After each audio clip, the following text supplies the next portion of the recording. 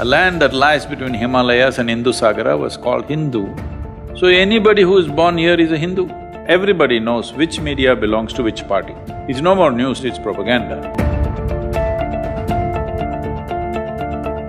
Sadhguru, let me start with one thing which I wanted to know from you. This nation-state is a concept which is essentially Western. And in Western concept, church and state, they were considered to be the two separate entities. In India, it has mixed. So do you think that nation-state concept in Indian context is somewhat different from Western concept? See, first of all, we don't have a church in India. I mean to say, in that context, we don't have an organized setup like church in this country, except for the church itself in the Christian church in India, which is a small entity, but it's organized. But the rest of the so-called religion, what we call as Hindu religion, has never been an organized process. That's its strength and that's its weakness. The only reason why this Hindu way of life has survived these 1,000 years of invasions and occupations is because nobody knew where the head is. If they knew where the head is, they would have cut it off. Because there was no head, it was a billion-headed hydra. Whatever they did, it still lived on. So, this whole idea of separating church and state doesn't even arise in this country. Now we are trying to get organized to counter certain things, but still it is not an organized process. We must first of all understand, when we say a religion, per se religion means a certain belief systems.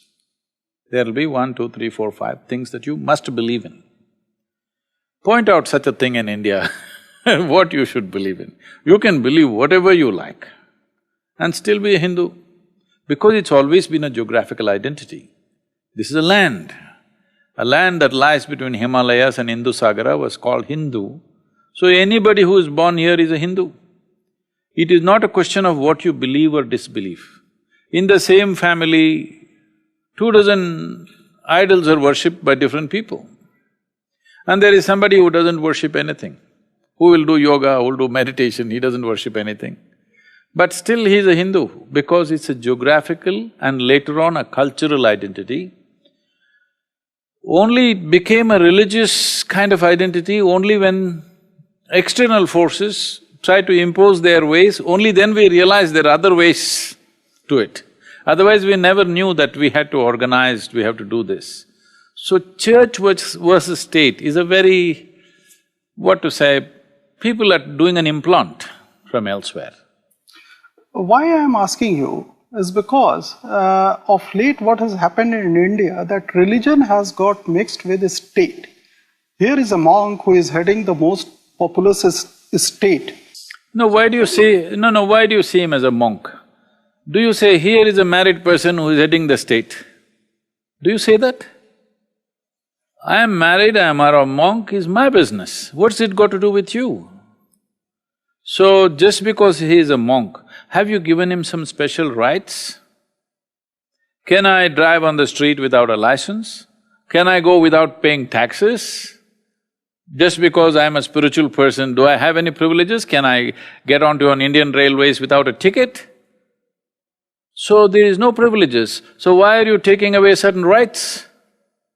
If I can vote, I can also stand for an election. Not that I will, it's not in me to do that, but if somebody wants to do that, I don't even see what anybody has any problem about that. Right. Don't you see that identity of the state with religion, will that not have negative effect on administration? See, how do you say that just because I practice something, I will definitely impose it on you? There is no such thing. Everybody practices something, isn't it? Somebody drinks alcohol and he becomes the chief minister. So, will you suspect he may impose it on everybody? Actually, they are imposing, you're not questioning that. So, somebody meditates, will he impose it? Definitely he will recommend it. An alcoholic drinker is recommending alcohol. Somebody who meditates will recommend meditation, but it's for people to take it or leave it, right? Sadhguru, now elections are around the corner. Do you see some kind of negativity around? I think there is negativity. Essentially, I think in media. Why is it so? I don't see any negativity because every day I'm in contact with millions of, thousands of people at least. In all this contact, I don't see any negativity. But if you turn on the national channels, because I generally watch the English channel if I do, whoa, it looks like nation is on fire. I don't see anywhere nation is on fire, everywhere nation is fine. But if you look at the television studio, some of the television channels even have fire burning. So, nation is on fire only in the television studios because you have over 200 news channels. How should they run their news channels? 200 news channels, who will get any viewership? So obviously, they're setting fire to the nation to do it. It's not a total negative commentary on media, they have their duties, they have their rights and they have a responsibility. But creating this image that nation is all on fire, everybody's upset, things are going like this, no, that's not the truth. I'm living in India and I have a huge contact with people and I'm telling you, it is not so. You want to understand, I can take you out for a drive around the villages. Nobody thinks it's on fire. Well, they have their daily issues, but it's not on fire. Nation is not on fire. But we're getting that feeling, there are a few people who are motivated to do those things, there are a few people who are doing it in reaction to those motivations. These things are there, but today it's all more visible simply because there is social media. Social media essentially means anonymous journalism. If you don't have to put your name on what you're saying or doing, then you could say whatever you want, isn't it? So do you find this negativity only in social media or other media as well, mainstream media like…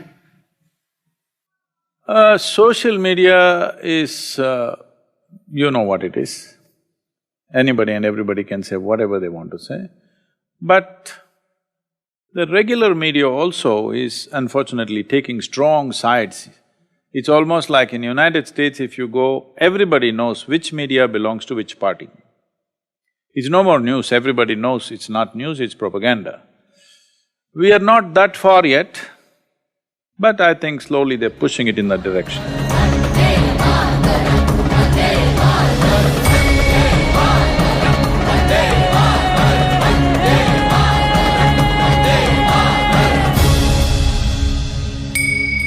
जा